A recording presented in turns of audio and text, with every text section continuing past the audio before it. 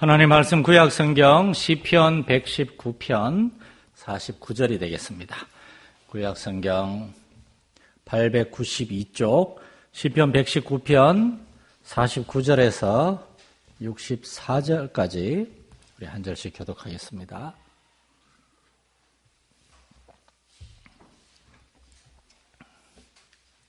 자, 시편 119편 49절에서 64절 한 절씩 교독합니다. 주의 종에게 하신 말씀을 기억하소서. 주께서 내게 소망을 가지게 하셨나이다.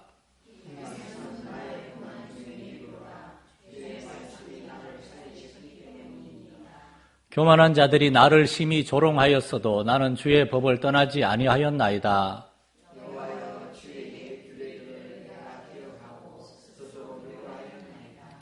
주의 율법을 버린 악인들로 말미암아 내가 맹렬한 분노에 사로잡혔나이다.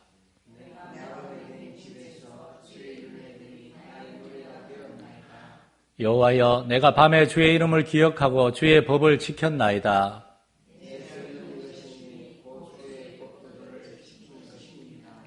여호와는 나의 분깃이시니 나는 주의 말씀을 지키리라 하였나이다.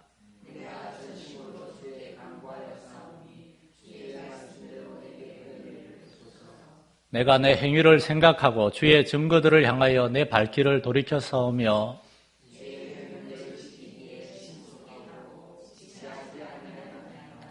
악인들의 줄이 내게 두루 얽혔을지라도 나는 주의 법을 잊지 아니하였나이다.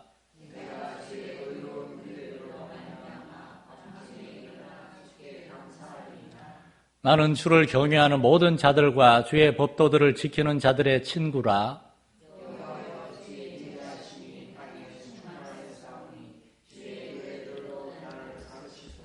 아멘. 고난 중에 위로가 되시다. 오늘 시편 49절에 64절에 16절의 긴 말씀 중에 저에게 가장 와닿았던 말씀입니다. 고난 중에 위로. 이 그리스도인의 삶에는 고난이 뗄래야 뗄 수가 없는 현실입니다. 성경은 우리에게 두 가지 중요한 얘기를 하고 있는데, 첫 번째로는 우리는 죄에서 자유로울 수 없다는 거고, 또 하나는 고난에서 자유로울 수 없다는 겁니다.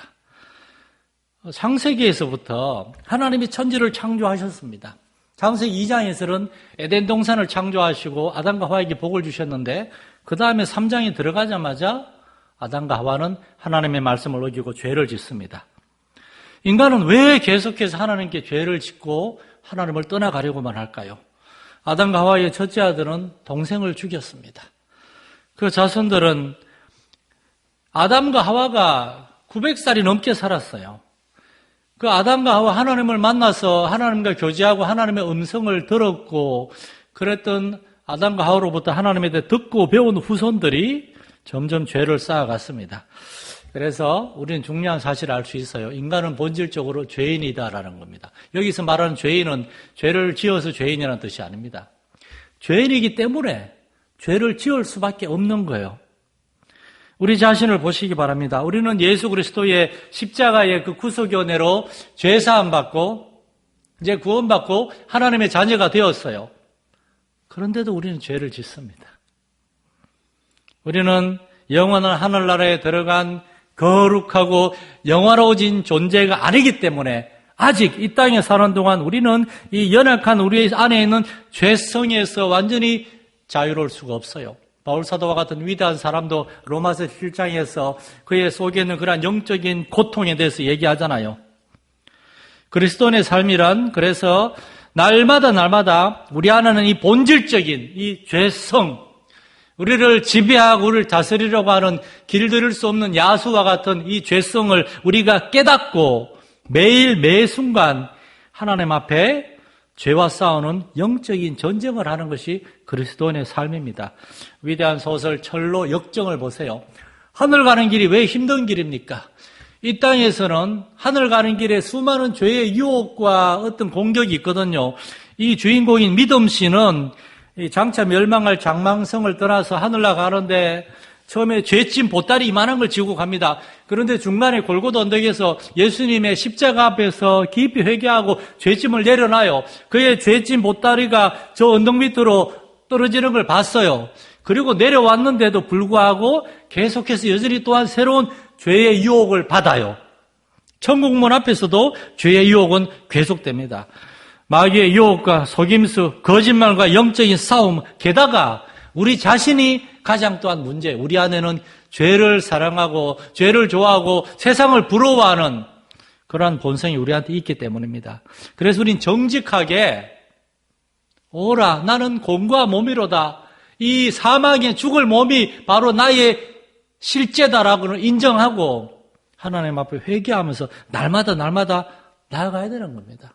목회자인 저도 매일 아침 새벽에 처음에 한 10분, 15분 동안 저는 저의 죄와 저의 열악함과 목회자로서의 부족함, 하나님 앞에서, 성도들 앞에서, 특별히 주일날 이렇게 설교를 좀 죽쓰고 그런 날에는 더더욱이나 하나님 앞에서 깊이 매달리면서 성도들한테도 미안하고 하나님 앞에 너무나 부끄럽고 이렇게 마음껏 말씀을 읽고 연구하고 목회할 수 있는 그러한 여건을 허락하셨는데 성도들에게 더 정말 은혜가 넘치고 정말 영양가 있는 풍성한 그런 말씀의 꼴을 먹이지 못하는 열악함 때문에 괴로워하고 회개하고 또한 목회자로서 주의 종으로서 성도들의 어떤 영적인 지도자로서 믿음과 경건함과 겸손함과 인격적인 삶의 본을 보이지 못하는 그러한 모습 때문에 괴로워하고 씨름하고 그것 때문에 인상을 쓰는 거지 원래 성격이 그런 성격은 아니었어요. 우리는 세상을 살면서 많은 그런 죄와 유혹 같습니다. 또한 우리의 삶에서는 고난에서 우리는 자유로울 수가 없어요. 이 고난은 우리의 죄로 인해서 찾아오는 고난들도 있지만 오히려 정반대로 우리가 오히려 죄와 싸우고 하나님의 뜻대로 살려고 하는 하늘 가는 밝은 길을 걸어갔기 때문에 고난이 찾아오는 겁니다. 장망성에 남아있는 사람들은 그냥 부어라 먹고 마시라 내일 죽을 테니 먹고 마시자 내일 죽을 걸 모르니까 더 신나서 이렇게 떠들고 노는 거예요. 그들에겐 고난이 없어 보여요. 그러나 하늘 가는 길을 시작하면은 고난이 시작됩니다. 그리스도인의 삶에 그러한 초조함과 두려움과 불안과 그러한 것들이 있는 것은 우리 자신이 연약한 죄성과 그리고 우리에게 끊임없이 찾아오는 그러한 시련과 고난들, 어떤 믿음의 큰 도전들, 장애물들, 이래도 하나님 믿을 거야. 이래도 하나님의 신실하심을 믿을 거야. 마귀가 우리를 막 잡고 쥐고 흔드는 그런 고난들이 우리에게 끊이지 않기 때문입니다. 여러분 시편 119편 같은 이 정말 위대한 하나님에 대한 풍성한 묵상과 하나님의 말씀에 대한 귀한 믿음의 고백을 담은 이 시편의 저자들에게는 아무런 죄와의 싸움, 고난이 없었을까요? 오늘 본문에서는 특별히 이 119편의 다른 데보다 이 49편에서 64편 사이에 고난이란 말이 제일 많이 나와요. 고난이란 말이. 그리고 고난이란 말만이 아니라 두려움과 낙심, 상처 그런 것들이 이 16절 안에 아주 많이 나오는 걸 보면서 이 시인들도 그냥 온실하는 화초처럼 그렇게 편안하게 신앙생활한 것이 아니라 이 사람들도 하나님을 섬기면서 이 세상을 살아가면서 많은 어려움을 어떤 외적인 시련만이 아니라 내적인 아픔들도 있었다는 겁니다. 그런 두려움과 절망감 속에서 이 시인들도 때로는 이렇게 고백할 수도 있었을지 모릅니다. 나는 도저히 더 이상 주의를 할 수가 없겠다. 하나님을 위해서 무언가 선한 일을 할 수도 없겠다. 주님의 교회와 주님의 백성들을 내가 돌아볼 마음의 여유도 없다. 솔직히 힘들다. 그러한 마음이 들 수도 있었을 거예요. 이들에게도 위로가 필요했고 이들에게도 소망이 필요했습니다. 그랬을 때 이들은 하나님께 매달렸어요. 그래서 위대한 믿음의 사람들인 겁니다. 우리와 똑같은 연약함을 가지고 있고 똑같은 시련과 고난, 죄의 유혹과 그러한 공격이 있는데도 이들은 도망가지 않았고 오히려 더더욱 하나님 앞에 매달렸다는 겁니다. 50절에 보면은 이 시는 말합니다. 주의 말씀이 나의 고난 중에 위로요 나를 살리셨습니다. 죽을 것 같았다는 거예요. 마음이 너무나 답답하고 힘들어서 어디 얘기할 수도 없고 내가 하나님을 찬양하는 사람이요 하나님을 예배하는 사람이요 백성들에게 하나님의 말씀을 가르치는 어떤 유대교의 지도자인데 내가 어떻게 힘들다고 얘기할 수가 있나. 그런데 하나님의 말씀 안에서 위로를 받았고 하나님의 말씀이 나를 살리셨다는 겁니다. 51절부터 그 이하에 보면은 이러한 시인들을 조롱하는 사람들이 있었습니다. 특별히 유대의 종교 지도자들은 다윗 시대 이후에는 사실 성전이 점점 이렇게 솔로몬이 성전 예배, 성전을 건축하고 성전 예배를 멋있게 드렸지만 솔로몬이 점점 이방의 수많은 그 공주들과 혼인하고 그들의 우상을 가지고 하는 모습을 보면서 유대교의 제사장들과 그러한 레위인들이 왕에게 뭐라 그러겠습니까? 왕이시여 그러지 마십시오. 그러지 마십시오. 왕이 말 들었겠습니까? 그렇게 성전을 멋있게 건물은 지어놨으나 그 안에서 성전 예배는 점점 무너지고 있었고 솔로몬의 아들 르호보암 때에 이스라엘은 나라가 두 쪽이 났어요. 남과 북이 갈라졌어요. 북쪽 이스라엘 사람들 10지파는 거기다가 금송아지 2개를 만들어 놓고 이게 우리를 애굽에서 인도한 여호와다. 그리고 남유다도 사실은 르호보암 이후로 점점 성전 예배가 소홀히 되고 유대의 종교 지도자들은 백성들에게 존경을 받는 게 아니라 아직도 하나님을 믿고 있어. 아직도 하나님이 우리를 구원하신다고 생각하시오. 하나님 우리를 구원하시면은 하나님이 지금도 역사하시면 어떻게 우리가 남북이 갈라졌어? 그리고 아수르가 침입하고 바벨론이 침입할 때는 하나님이 살아계시는데 어떻게 우리나라가 이렇게 될 수가 있어? 다니엘이 바벨론에 잡혀갔을 때 다니엘과 세 친구가 뜻을 정하여 우상에게 바친 제물들로 자기를 더럽히지 않기를 강구했는데 다른 모든 젊은이들은 우상에게 절하고 우상에게 드려진 음식 먹고 왕이 시키는 대로 하고 그들이 왜 그랬겠어요? 무서워서 그랬을까요? 아니요. 실망이 있기 때문에. 우리 하나님이 정말 살아계시다면 이 바벨론 우상보다 우리 하나님이 더 전능하신 하나님이라면 왜 우리나라가 바벨론한테 져가지고 지금 우상한테 절하고 이게 무슨 꼴이냐? 하나님은 뭐 하고 있었나? 하나님은 왜 나의 삶을 지켜주지 않나? 하나님은 왜 나의 부모님들을, 나의 자녀들을 지켜주지 않나? 하나님은 왜 나의 필요를 채워주시지 않나? 왜 하나님은 나의 삶을 정말 내가 좀 원하는 대로 그렇게 보란듯이 멋있게 좀 인도해 주시지 않나. 시인들도 많은 믿음의 시련을 겪고 사람들이 이 시인들을 보면서 하나님 적당히 찾으시오. 하나님은 세상을 창조했는지 모르겠지만 이제 알아서 돌아가게 내버려 두셨어. 그렇게 믿는 사람들이 있습니다. 예수 믿는 사람들, 심지어 신학교에서 가르치는 교수님들 중에서도 하나님이 세상을 창조하다 하면은 그 다음에 세상이 알아서 돌아가도록 내버려 두셨다. 내버려 두셨다. 그걸 유신진화론이라고 그래요. 하나님이 최초의 창조를 하고 난 다음에 그 다음부터는 세상이 진화에 의해서 저절로 돌아가게 내버려 뒀다는 겁니다. 인간의 삶도 하나님이 알아서 하게 내버려 뒀다. 예수 믿는 사람들도 그렇게 생각하는 사람들이 있어요. 그래서 주의 말씀을 버린 악인들, 이 사람들은 원래부터 나쁜 사람들이 아니었어요. 그런데 하나님의 말씀을 이제는 못 믿겠다. 버렸고 54절에 나그네라는 말이 있어요. 이 시인들은 세상에서 자기들이 마치 나그네와 같은 그러한 외로운 사람, 외로운 마음. 나그네는 집이 없잖아요. 우리에게는 살 집이 있고 가족들이 있고 믿음의 형제와 자매들이 있어요. 그런데 어떤 때 어떤 상황에서는 주변에 있는 사람들도 사실은 큰 도움이 되지 않을 때도 있습니다. 그냥 혼자인 것 같을 때가 있습니다. 가장 사랑하고 가장 가까운 사람들하고도 이야기가 잘 통하지 않고 결국 우리는 하나님 앞에 홀로 서 있는 존재입니다. 바로 그때 우리는 하나님 앞에서 그 외로운 시간을 견뎌낼 수 있어야 돼요. 그 시간에 세상 사람들처럼 자꾸 다른 데서 위로를 찾으려고 그러고 소망을 찾으려고 그러는 것이 아니라 바로 그 시간에 하나님 앞에 나와야 됩니다. 하나님만이 우리의 마음을 채워주실 수가 있다는 그러한 믿음으로 하나님 앞에서 나와서 하나님과 올바른 관계를 회복하려고 그래요. 61절에 보면은 악인들의 줄이 나를 얽어맸다고. 우리가 살아가는 세상 속에서는 정말 우리의 믿음을 조롱하고 우리의 신앙생활을 해방하고 우리를 힘들게 하고 우리가 하나님의 말씀에 따라 진실하게 살려고 할수록 오히려 우리를 속이고 막 그렇게 이용하려고 하는 그러한 사람들도 얼마나 많습니까? 이 본문의 여러 구절을 통하여 우리는 시인에게도 고통이 있음을 알 수 있습니다.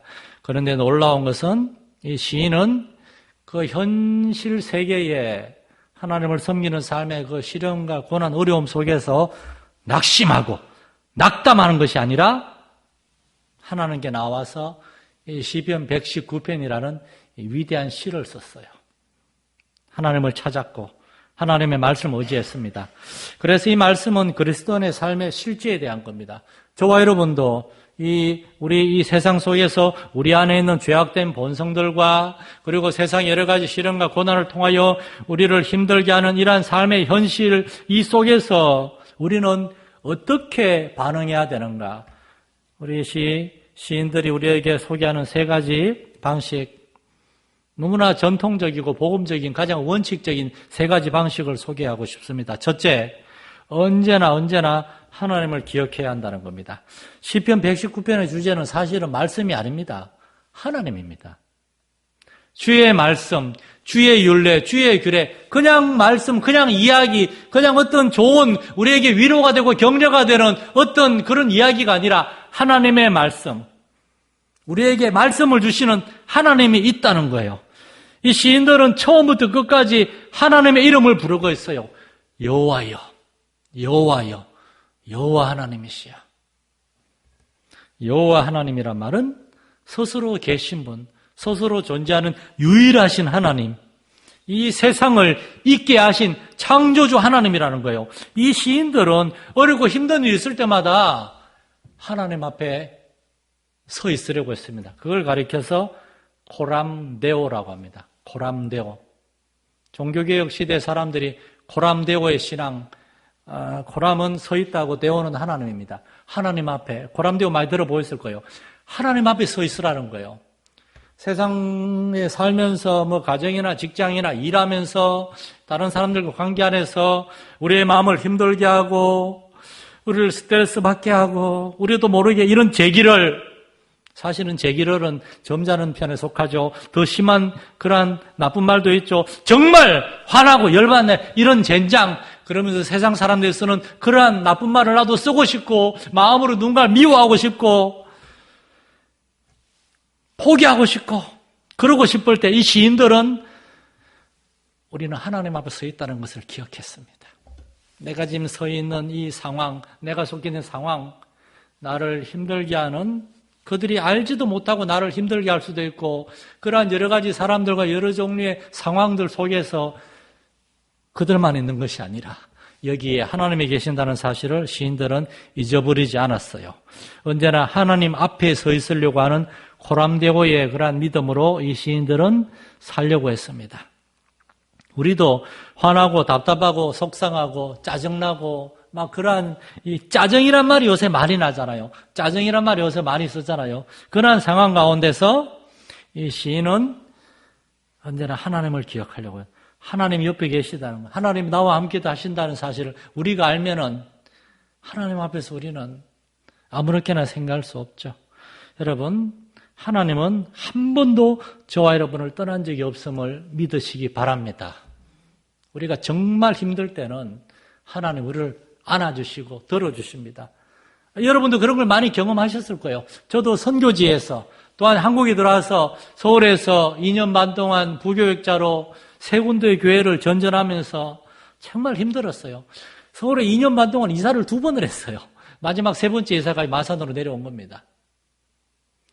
그 기간 동안, 그리고 마산에 내려와서 지난 11년, 지금 12년째인데 그 기간 동안 정말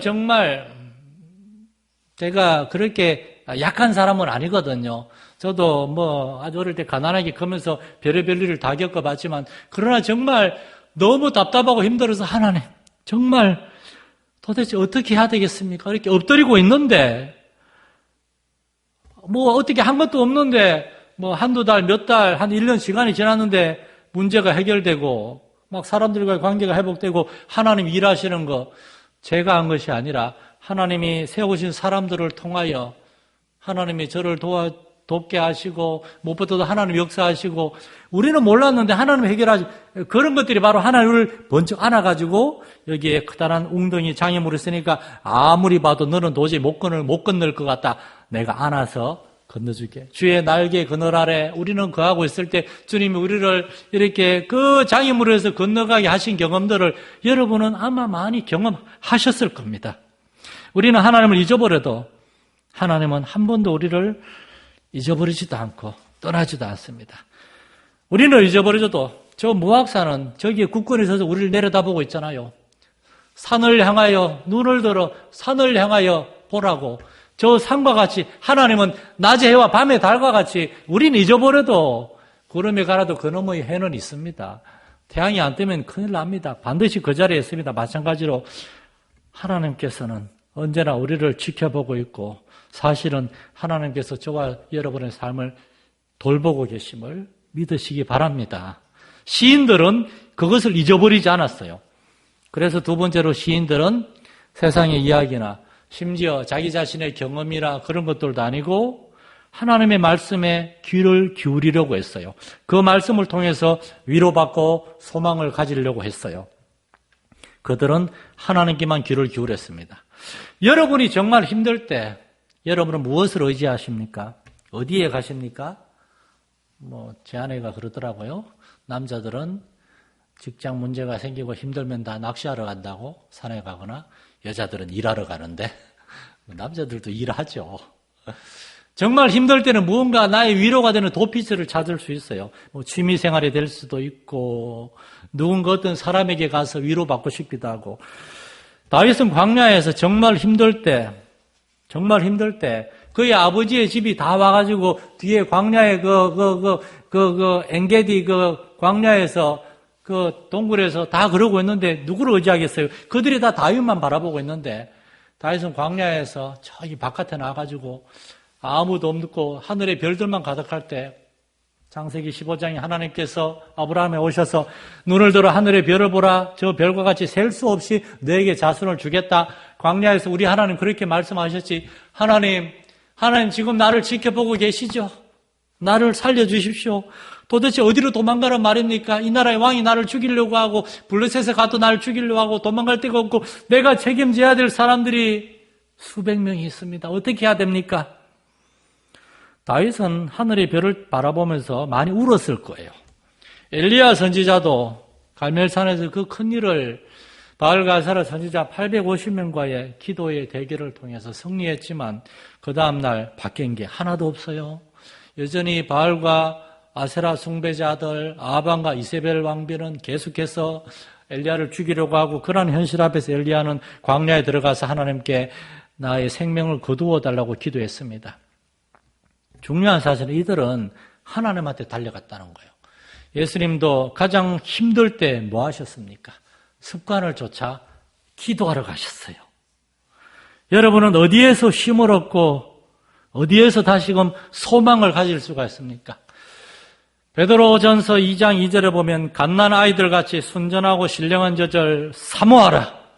그로 말미암아 너희로 구원에 이르도록 자라게 하려 함이라. 이 말씀에서 사모하라.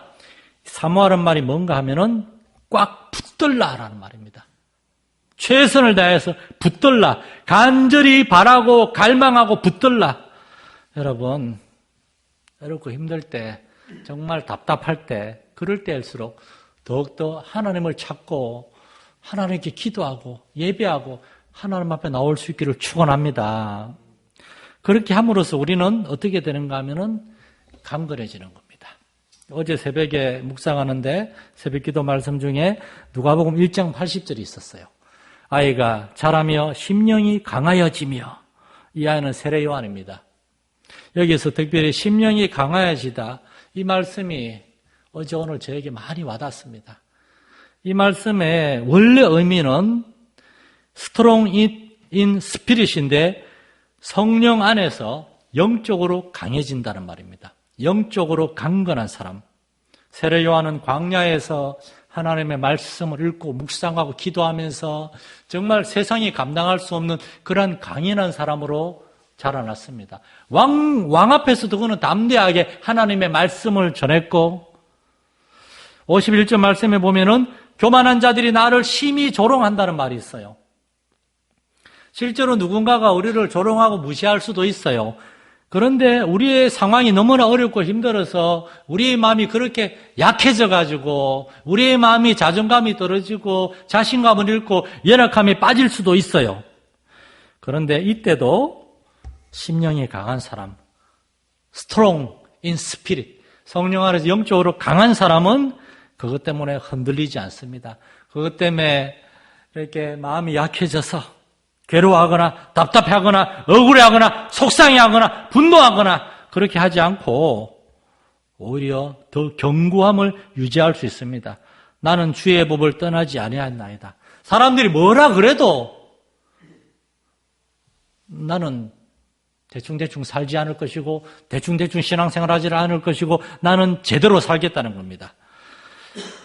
이런 사람들의 삶을 예수님은 산상수훈 제일 마지막에서 이렇게 얘기하십니다. 마태복음 7장 24절 이하에서 그러므로 나의 이 말을 듣고 행하는 자는 그 집을 반석 위에 지은 지혜로운 사람 같으니 비가 내리고 창수가 나고 바람이 불어 그 집에 부딪히되 우리의 삶에 얼마나 많은 일들이 있습니까?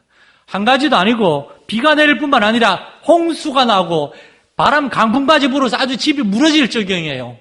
우리에게 그러한 여러 가지 어려운 일들, 안 좋은 일들이 한꺼번에 몰아닥치는 그러한 때도 예수님 말씀하십니다. 무너지지 아니한다고. 결코 무너지지 아니한다고. 그 이유는 그 기초를 반석 위에 놓은 까닭. 반석이 뭡니까? 우리 하나님의 말씀인 줄 믿습니다. 여러분, 신앙생활은 단순한 거예요. 아침마다 하나님 앞에 오늘 하루를 주님께 올려드리고 오늘 하루도 주님 안에서 살기를 원하고 여러분 새벽기도 혹시 잘 못 나오더라도 저한테 문자를 보내시면 제가 새벽기도 말씀을 항상 녹음을 하거든요. 보내드릴게요. 내가 단체로 안 보내는 거는 새벽 여러분 귀찮게 할까 봐. 또 여러분 스스로도 말씀을 잠깐 묵상하고 오늘 하루를 주님께 올려드립니다. 주의 말씀으로 나를 붙들어 주세요. 그렇게 하루를 살아가고 하루를 마감할 때 텔레비 보다가 이렇게 졸면서 그냥 텔레비와 함께 잠드는 것이 아니라 하나님의 말씀을 다시금 묵상하면서 오늘 하루 하나님 나에게 있었던 일들 하나님께 마음을 올려드리면서 그렇게 마무리하면서 이 시인들처럼 우리하고 똑같은 시련과 어려움을 겪었지만 믿음의 반응을 보였던 그들처럼 우리도 하나님 앞에 그렇게 순종하며 말씀 붙들고 나아갈 수 있는 저와 여러분 될 수 있기를 간절히 축원합니다.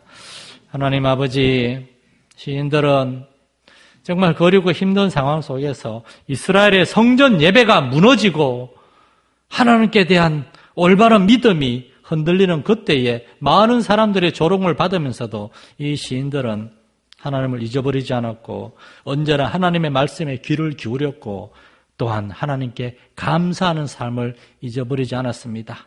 하나님이 우리도 그렇게 될 수 있는 줄 믿습니다. 성령 안에서 말씀 안에서 단순한 사람 되게 하시고 강건한 사람 되게 하여 주옵소서. 세상이 흔들 수 없는 오히려 하나님의 은혜와 능력으로 세상을 흔들 수 있는 우리 성도들 한 사람 한 사람 이 교회가 되게 해 주옵소서. 예수님의 이름으로 기도드립니다. 아멘. 하늘에 계신 우리 아버지의 이름을 거룩하게 하시며 아버지의 나라가 오게 하시며 아버지의 뜻이 하늘에서와 같이 땅에서도 이루어지게 하소서. 오늘 우리에게 일용할 양식을 주시고 우리가 우리에게 잘못한 사람을 용서하여 준 것 같이 우리 죄를 용서하여 주시고 우리를 시험에 빠지지 않게 하시고 악에서 구하소서. 나라와 권능과 영광이 영원히 아버지의 것입니다. 아멘.